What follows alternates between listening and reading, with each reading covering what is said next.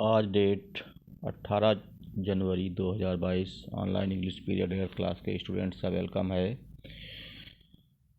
कल आप लोगों ने क्वेश्चन आंसर लिखे थे, उसमें से एक क्वेश्चन रह गया था, एच नंबर का लास्ट क्वेश्चन रह गया था। पहले आज उसको लिख लेंगे, समझ लेंगे, फिर नीचे का जो वर्ड पावर वर्क है नंबर 1 नंबर 2, उससे पहले who said these lines and to whom, इसको कर लेंगे। ये लाइनें किससे किससे कही हैं।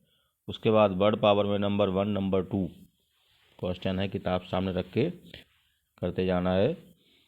तो पहला क्वेश्चन समझ लें। क्वेश्चन नंबर एच है, which is the most important time, the most important person and the most important thing to do, कि सबसे महत्वपूर्ण टाइम, व्यक्ति और काम क्या है। ये प्रश्न किया था राजा ने साधु से।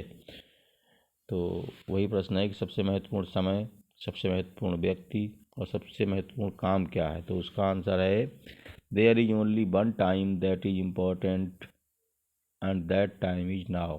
केवल एक ही समय इम्पॉर्टेंट होता है और वो है अब, माने जो वर्तमान समय है वो इम्पॉर्टेंट होता है।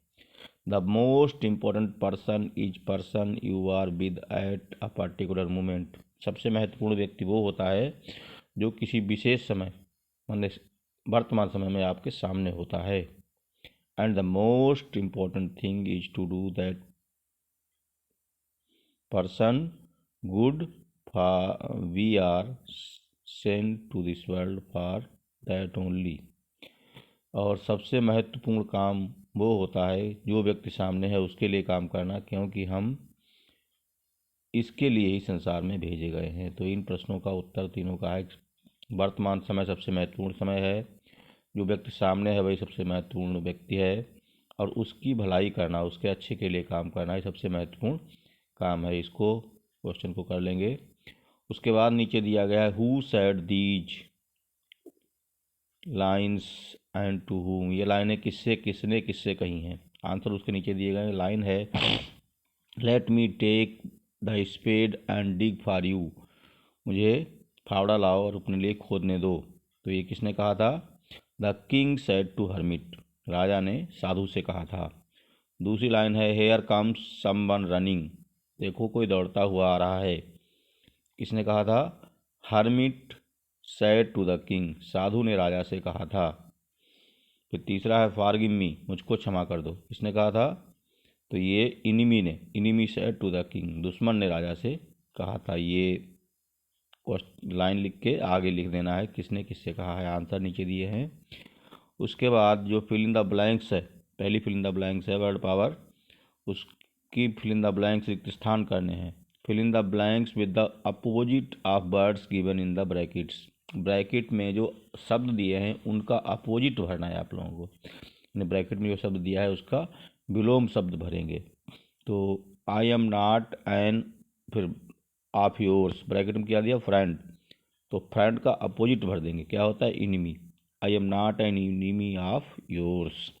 फिर बी है, the old women was to walk, bracket में स्ट्रांग दिया है तो स्ट्रांग का अपोजिट भरना है, weak. The old women was too weak to walk. फिर ई सी है, he is very faithful of mine, bracket में दिया है मास्टर, तो मास्टर का अपोजिट होता है सर्वेंट, तो he is very faithful servant of mine, वो मेरा सबसे वफादार नौकर है। डी है, I have warned him for the first time, bracket में फर्स्ट दिया है तो फर्स्ट का अपोजिट भरेंगे last, I have warned him for the last time. फिर ई है, you should these rules of grammar, bracket में दिया है फॉरगेट, आपको इसका अपोजिट भरना है remember, you should remember these rules of grammar. F है, they are going to him for his bravery, punish का अपोजिट भरना है reward, they are going to reward him for his bravery, वे उसकी वीरता के लिए उसको इनाम देने जा रहे हैं। तो ये जो ब्रैकेट में शब्द दिए हैं उनके अपोजिट्स भर देने हैं। उसके बाद ये दूसरा जो नंबर है वर्ड पावर में ही, इसमें कंपाउंड वर्ड बनाना है, माने एक शब्द मिलाकर। The time to go to bed, time to go to bed क्या हो जाएगा, bedtime. The sun, sign of the sun रहेगा sun sign. Cloth of the table, tablecloth. Room for a class, classroom. Work to be done at home, homework. और है the pot for flowers, flowerpot. तो ये combined word बनाया दोनों शब्दों को मिलाकर। तो इस प्रकार से ये किताब सामने रख के अपना काम करेंगे। आज थोड़ा काम अधिक हो गया है, कोई बात नहीं है, रिलेशन थोड़ा कंप्लीट हो रहा था इसलिए इसको आज पूरा काम कर लेंगे। Thanks for the class.